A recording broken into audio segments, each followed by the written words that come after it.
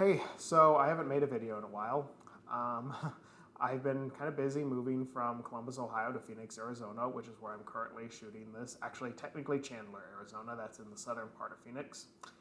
Sorry for the poor quality. This is the first video I'm making in this apartment, so yeah, I'm trying to figure out the lighting and stuff here. And it's nighttime, so the apartment's not super well lit, but I had to try to figure out a way in which it kind of looked okay. But anyways, where I'm just going with this is I've been insane. Life has been just insanity for me for the last couple of weeks. I won't share the full story with you, but I mean, obviously I moved here for a new job with Bank of America. The 2.5 years I was in Columbus just did not go well for me at all. So I had to make a relocation, and oh, yeah, I just to tell you like the craziest day about my moving, like basically of the week where I had to be out of Columbus, Ohio, I rented a 16-foot box truck from Penske, and I didn't realize how difficult driving one of those things would be. And I had spent like the whole day before that moving all of my stuff from my fourth floor apartment down to the truck, and I was physically exhausted. And then of course I started my journey, and it didn't take long into the journey before I realized I kind of stepped in a little bit, realizing how difficult driving that big old Bertha of a truck was. I should have went with like a cargo van or something much smaller because I don't really have that much stuff. So I did, luckily no car wrecks, but I thought I was going to get into one going through St. Louis's main metro. That's about halfway through Columbus and, Fayetteville, which is where I stopped at. My parents lived there, and I kind of used it as a halfway marker. And that's also where I ditched the box truck and, went with a different plan after that. But man, that was just an insane day. I thought I was going to die in St. Louis. And also, just to give you like a reference, I don't get into very many car wrecks. I'm a pretty good driver overall. But I took out one paper towel dispenser at a gas station with that stupid truck. And then I also got stuck at a drive-through where got stuck against a pole, and the employees at the restaurant had to come out and help me get out away from the pole, as well as some bystanders, before I ended up getting the car permanently meshed into the truck's side. So it was absolute insanity. It broke me mentally that day. I was just, by the time I got to Fayetteville, I was just about ready to just, I don't know, commit harry-carry. So anyways, ranting about my move and all, but it was a big move, obviously from Columbus, Ohio to Phoenix, Arizona. I've lived in a lot of Midwest cities before, like Kansas City, Indianapolis, Columbus, but never have I lived in, this sector of the country. It is hotter than hell here. It's been over 100 every single day since I moved here, at the high temperatures. My parents actually came to visit last week. We had kind of a vacation. We went to the Grand Canyon. My brother was here too. We went to some museums and a zoo and just kind of explored Phoenix, which is good because I probably wouldn't have had a whole lot of time to explore it on my own. So it was kind of interesting. I'm getting a good view of Phoenix and all. It's been kind of crazy though. That kind of also is partially what this video is based off of too, because I was going to comment on one thing, I had learned at one of those museums. But the first thing, this is going to be a mixture of like reacting to a Pax Tube video that I saw recently about, why some of the conquistadors and ancient conquests of the empires of old were very much a positive thing. And also to Whatifalthist in a video he made about how human societies, how a lot of old ways of thinking, it's called the forbidden knowledge and teachings of the past.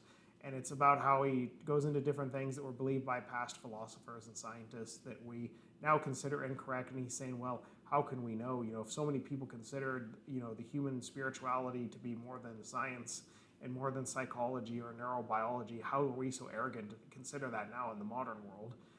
To consider it different. And it's kind of course, the same thing that Pax Tube talks about in his videos, and then also relating it to a personal example recently.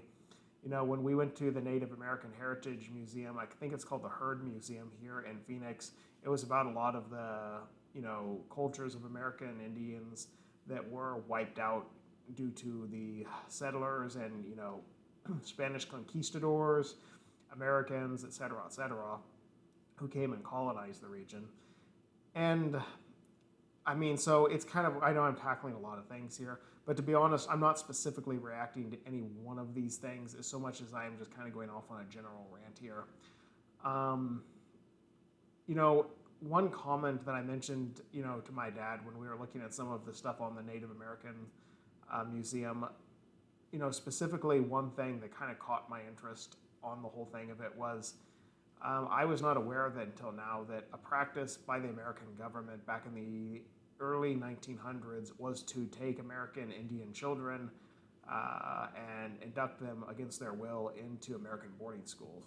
And that's without the permission of their parents. They would come in with military force, take them, put them in the schools, and it was, of course, as a part of an effort to Americanize and civilize them, you know, quote unquote civilize. I'm not saying that, that's what they said. And obviously this is a pretty messed up practice, and it was not effective either. You can't force people to be a part of your culture like that. There was a lot of resistance on the part of the local tribes. They would hide their kids often, and the kids were extremely resistant when they went to the new schools. And these schools, by the way, they didn't just teach them English and then just send them about their merry way. No, they like tried to force them to it. They would make them wear Victorian era clothes. They'd have them cut their hair, which was offensive to Indian culture. They'd have them change their names. You know, they would do a lot of things that were pretty aggressive and pretty, unnecessary. And the reason I found this interesting is this is something I had never heard before, and it's relatively new information. And it kind of reminded me too of, what, Pax Tube talked about in his videos. And, when he was talking about the old conquests of old, because they also talked about the Spanish conquistadors a little at that museum. And actually, I'm going to start this off on one kind of weird note of maybe just a slight note of agreement with Pax Tube and Whatifalthist, and that I actually do somewhat understand, though, one thing, and that is that, sometimes, when people go into some of the stuff done by the European empires of old and the colonial empires, they go so far condemning it that they think they lose perspective of the broader range of history, like that was something unique in history, that the way those empires were run. And they really weren't. In fact, they were actually quite, well, I don't know how to put this. They were wrong in what they did. They massacred a lot of the native tribes that they would, take over. They would, take advantage of them, exploit them, oppress them. But that was nothing new. That had been happening for many, many thousands of years before that, with many of the ancient empires of old, with the human tribes that warred with each other. This was not a unique thing to European empires. And Pax Tube is very much right there. And that some liberals go so overboard criticizing these empires of old that they forget that this kind of stuff has happened for a long time. And the same was even true a little bit of the Heard Museum, of the American Indian exhibit that we were looking at. I actually temporarily agreed with my dad on one thing. I said, when we were looking at it, and we were like, well, as sad as some of this is, this isn't necessarily a new thing throughout human history. I mean, the world has changed more over the last 150 years than it did in the previous 1,000 years. And he actually agreed with me on that, which, FYI, my religious conservative dad does not agree with me on a lot of things.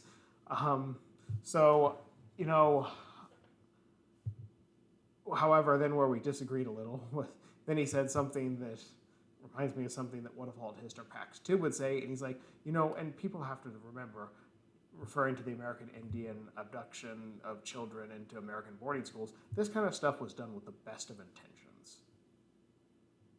Well, I don't know for certain about that. Maybe some people meant well in it, but I mean, when you're kidnapping kids and putting their parents in jail if they resist, it's hard to see that sometimes as super well-meaning. But anyways, I wouldn't deny that there was probably some positive intentions with it. And the same is true of ancient empires of old. I mean, when Pax Tube tries to justify, how ancient empires existed in it, and how they were, great empires that actually did a lot to improve lives of the places that they conquered. Well, I don't entirely disagree with them, but, that doesn't necessarily mean we have to endorse some of these practices that were done just because, not every single thing done by these ancient empires was negative. And the same is true, like, referring to Whatifalthist, he talks about how, well, a lot of people in the past believed that spirituality trumped psychology or trumped, science. Well, of course they did, because science and psychology in many of these fields have come a lot further in just the last few hundred years than they came probably in, I don't know, 1,000 years or so prior to that, And as, a quote goes, it's wise to follow a blind man in the darkness, but only a fool would follow him in the light of day. We have more information at our disposal now than we ever had in the past, and that is really why people's views have changed radically on these things. It's not that we're all smarter than the people of old were. I mean, people forget even things like the printing press didn't come around until, I forget, I'm sorry, the 1400s, whatever, Johann Gutenberg invented it. And that was really what started allowing information to, become much more widely circulated, which is not long after when you started seeing some massive changes happen in society. And of course, now we live in the information age, which makes that look like nothing with the internet, television, et cetera, et cetera. So, I mean, it's, I guess the reason I'm kind of going with all of this, when I make this video, is that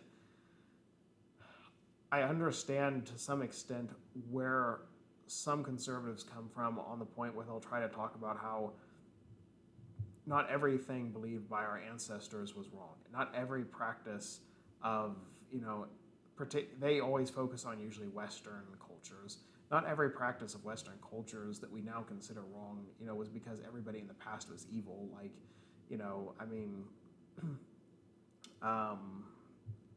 well, I mean, just in putting religion, into this, I don't think everybody in the past was, stupid or evil for being predominantly Christian, Muslim, et cetera, et cetera.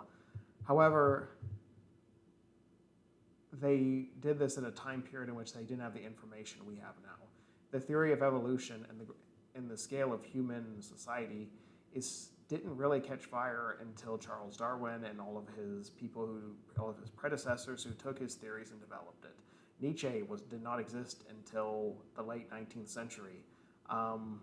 Just so many others, so many others, and so many technologies that made this information available to us.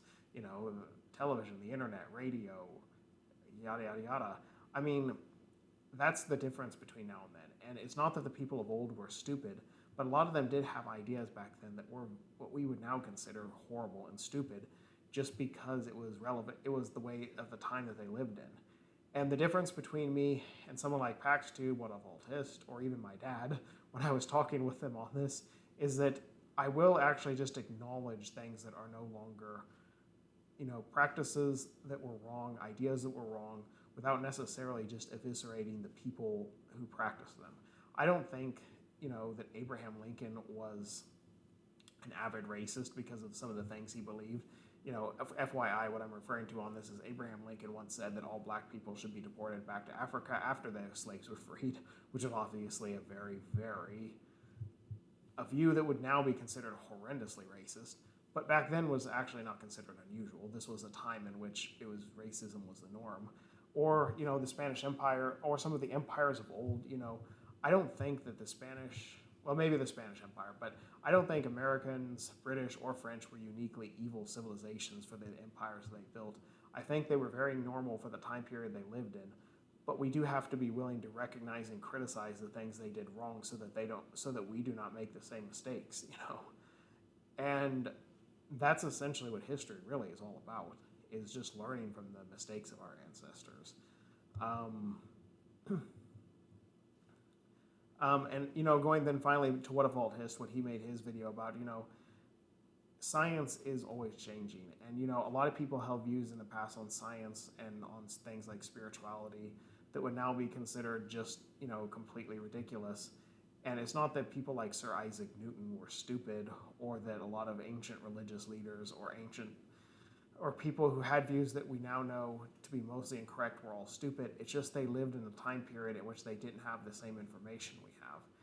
And that is essentially why practicing those views now makes so much less sense than it did, 100 or 1,000 years ago.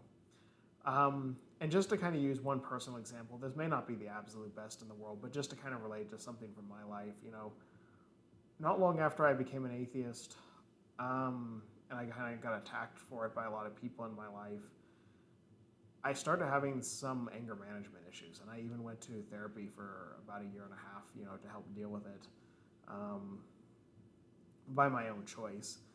And one thing I did realize, I guess the first breakthroughs I had in that was realizing that I was angry at myself for having the beliefs that I did for the first 20 years or so of life. And not just religion, on, many, many things that I was taught growing up by some people that I now consider to be just absolutely ridiculous, and that it frustrates and depresses me when I look back on it. And that goes for everything. I mean, I'm talking about politics, I'm talking about history, I'm talking about dating, just general life in general, And I realized that I was kind of blaming myself for things that were almost impossible to have had the same opinions that I have now at age either 23 or 33, that I think, I was blaming myself for not having those opinions at age 13, and was upset at myself for, not being where I am now in my ideological, journey. And I realized that was kind of absurd, I think the breakthrough moment I had on that was when I was watching this documentary called Jesus Camp, which is about Pentecostal camps that indoctrinate kids with extreme religious views. And it really brought me back to some eras of my childhood that I'd forgotten about when I went to camps like that. And, watching all the kids in the documentary, there wasn't one that was questioning the things their counselors were teaching them. And it kind of made me remember how back when I was in that school growing up that I went to from pre-K through 12th grade, or the churches that I went to, or any of the other extreme, religious conservative influences. I mean, very few people around me were ever questioning those views. And to blame myself for not questioning and refuting the views of many educated adults around me at age 10 is just kind of ridiculous. And, it may not be 100% applicable to some of the examples I'm choosing, like, blaming some of our forefathers in the past for things that they believed that were wrong. But I think there's some tie in there, because sometimes you just have to accept there were certain things in the past that people believed that they weren't necessarily evil for believing, or for doing, but we do have to acknowledge that they were still wrong for doing them. It may not have been my fault that I believed a lot of the things I did early on in life. And, to give you an instance, of some of the views that I'm referring to in my own personal life that I cringe at now in the past. I mean, I was, I took my religious views very seriously, my, fundamentalist Christian views. And I believed that basically everyone other than certain sects of Christians were going to hell. Because I believed that, you had to fit certain parameters. You not only had to accept Jesus as your savior, you had to at least somewhat follow a moral code. Probably had to be baptized, though I don't consider that one an absolute necessity. Excuse me. You had to be, you couldn't renounce your faith, or if you did renounce your faith, you at the very least had to go back to being a Christian. And just to give you a taste of it. And basically, of course, that excludes an enormous number of people, including an enormous number of Christians, and it boggles my mind. And it also, I think, even created a little bit of, xenophobia and a little bit of racism, because when you view basically everybody who's Buddhist, Muslim, and any other religion other than Christian as hellbound, that tends to make you see them different as human beings, And I kind of realize a lot of this now as an adult. And of course, I wasn't the one that cooked up these views on my own. These views were shoved down my throat by people over me, or, taking something that's not directly related to religion, I mean, I used to have extremely, I guess, judgmental views about, how women should act, how women should dress, how men should act, how men should dress, about all the traits that a woman should and shouldn't have. And again, it wasn't like I was just sitting on an incel forum cooking them up. A lot of these were instilled into me by the conservative people that, raised me. And now I realize that certain things, like judging women very harshly for, how they dress, or for things like, or judging men or women for having had a divorce in their lives, or especially being, part of the LGBTQ community. I mean, I look back and I'm mortified at some of the things that I used to believe about all of that now. But, it's kind of ridiculous. I kind of realized that during kind of my anger management therapy and the time after that, after I became an atheist, you cannot blame yourself for things that you had little to no control over. And to be honest, I think the same is true when you look at past history. You can't necessarily hate on past people for, some of our past leaders for certain things they did that probably were somewhat justifiable in the time period. But we do still have to acknowledge where they went wrong, and we maybe still have to acknowledge some leaders who believed some things that were really, really unusually bad. Like, if I had to pick which of the ancient empires of old, which was the least justifiable, it'd probably be the Spanish conquistadors. They were pretty ruthless in some of the stuff they did to the Native Americans. Whereas at least with some of the British, French, and Americans, there was some respect and some effort made to live side by side and coexist with the Native Americans. And likewise with what Alt-Hist was saying in his video, I mean, a lot of beliefs of the olden times were maybe somewhat understandable within that time period. Like about belief in the subconscious, I can see why people believed in things like that back then, in terms of, measuring it in a spiritual way, not a scientific way. That's what I mean, and we still believe in the subconscious now. But, if I had lived 100 or 1,000 years ago, I would have probably been at least somewhat religious and probably never would have become an atheist. I probably would have believed a lot of the same things that people believed back then about, the afterlife, about human, about the human mind being a product of spirituality, not science.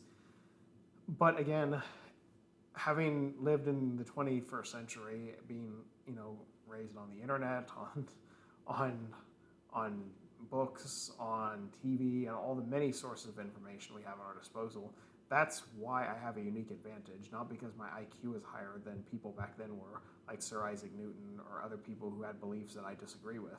Even Friedrich Nietzsche, who I have an infinite amount of respect for. And just one last example I would like to use to close this out with. I know I'm tackling a lot of things here, but this is kind of a just general rant. It's like, 1:55 a.m. here in Phoenix. So I was just, before I, close out, I was just kind of wanting to make this general video about a lot of things. I recently have kind of got into Ayn Rand. And, for those of you who don't like Ayn Rand, I totally understand why. Ayn Rand had a lot of views that I don't totally agree with. I was not, a philosophy major in college. I was a finance major in college and with a minor in accounting. And my grad school work was in finance as well, which of course encompasses some study of economics. And I definitely like that Ayn Rand leads towards a predominantly free market economy. These days, being an atheist, one thing I've learned is that there's a lot of people in the atheist world that are more empathetic towards extreme variants of socialism and communism than I am. And I also like that Ayn Rand, distrusts an all-powerful government. I also like, too, that, of course, she's an atheist. Obviously, I like that about her. But obviously, then there are some things about her philosophy, at least on the surface level of it, and objectivism, that I find very, very questionable. And, kind of starting off on the first one where I mentioned about finance and economics, she believes the free market to be almost holy, that the free market can solve all problems of a society because the free market, since she very much believes in putting one's own interests above all else in a way that is mutually beneficial to others, to somewhat paraphrase it. And of course, that's what the free market capitalist way of thinking very much is that you go out and you make a living in a way that's mutually beneficial to others, and in doing so, everybody wins. And to some extent, do agree with that. But I don't know that I would ever say that I view the free market as an entirely moral thing. I do view it as an economically efficient system. I do view it as not an evil thing. But for one, I don't believe the free market to be entirely self-correcting. There's some reason for certain forms of socialism. There's reason for government intervention in the free markets, like the 2008 financial crisis. If the government hadn't got involved there, that probably would have been worse than the Great Depression. Um, so I kind of disagree with the economics of her ideas. But, I also disagree a little with her philosophy that, putting one's interests first will always result in mutually beneficial things for those around you. I don't know that I can totally agree with that, though in some ways I think it's an incredibly interesting line of thought, because one thing I do believe along those lines is that self-interest and helping others are not mutually exclusive. I believe that with literally all of my heart and soul. And probably one thing that started giving me some issues with the Christians at an early age is some Christians do not believe that. They like to think that, sorry, I don't know what that was. They like to believe that the two are kind of mutually exclusive. But I mean, I don't agree with that at all. However, I don't know that I would go so far as to say that I think that putting your own interests first will always result in the benefit of others. I think that it's an interesting idea, and it's one that I'm going to start exploring a lot more here and reading more on Ayn Rand and objectivism.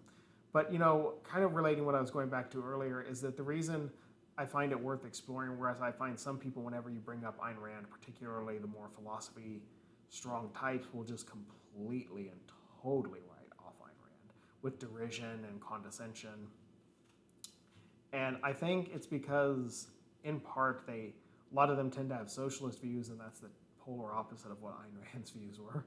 But also I think it comes because Ayn Rand had some views that were just so obviously wrong that they don't,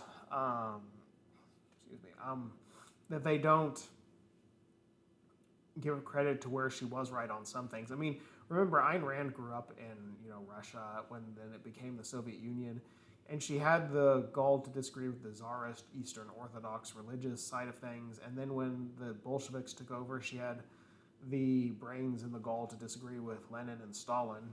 And that's why she had to leave the Soviet Union, because disagreeing with Stalin could pretty much cost you your life.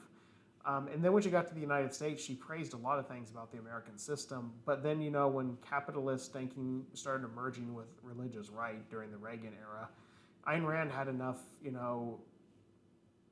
honesty and gall to stand up against that and, condemn Ronald Reagan for being part of the religious right to push his ideology.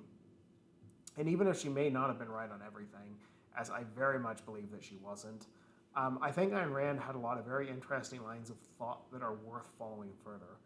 Like me, she had a fascination with Friedrich Nietzsche. And FYI, Nietzsche is in many ways the same way. Nietzsche was probably one of the greatest geniuses of all time. And he still had a lot of beliefs, though, that probably weren't right. He was a little bit sexist, as someone I was watching recently said. I mean, Nietzsche didn't have a lot of success with women throughout his life, and he maybe carried a chip on his shoulder for that. And that doesn't mean that he was right in those views, but it also doesn't discount everything he said. A very good quote of his that I think is relevant to everything that I'm talking about in this video. He once said, when somebody said, how, when he started going insane in the latter part of his life, well, how can we trust, what you're saying then? And he said, just because I can't unlock the chains of my own life doesn't mean that I cannot unlock the chains of others, And I think that, is very relevant to some of, to the Ayn Rand topic, as well as everything I'm talking about here. Just because a person is wrong on some things doesn't mean they're wrong on everything. Just because ancient historical figures did some things that were right and some things that were wrong, we don't have to either say that everything they did was right and forgive them the horrible things they did, but we also don't necessarily have to write off the good things that they did as well. Likewise, I think Ayn Rand is very interesting and very fascinating, even if she was wrong on a lot of things. And I think it's worth exploring her ideology a lot further, and I'm going to at least kind of be looking more into objectivism, in the future whenever I get a chance. And, I think that'll very much, build into my own personal study of Nietzsche and nihilism as well. But anyways, I think this video has been a sufficiently long rant. It didn't feel like 29 minutes, but it's now almost, over 29 minutes. So I better wrap it up because that's a lot longer than I usually make these videos for. But anyways, like I said, I just completed my move to Phoenix, Arizona. I start my new job on June 24th, which is this upcoming Monday. And, I'm sure my life will, hopefully, there'll be a lot of changes coming up here for me, but hopefully it'll be a little better than it was in Columbus. And that'll, of course, give me much more time to actually make this channel, hopefully, a little better quality than it's been for the past year or two. I've barely had enough time and energy to pay the rent and just survive for the past year or two, let alone do a whole lot of other things. So hopefully, moving halfway across the country will be a fresh start in life and, can help improve this channel as well. So thanks for watching. See you next time. Bye.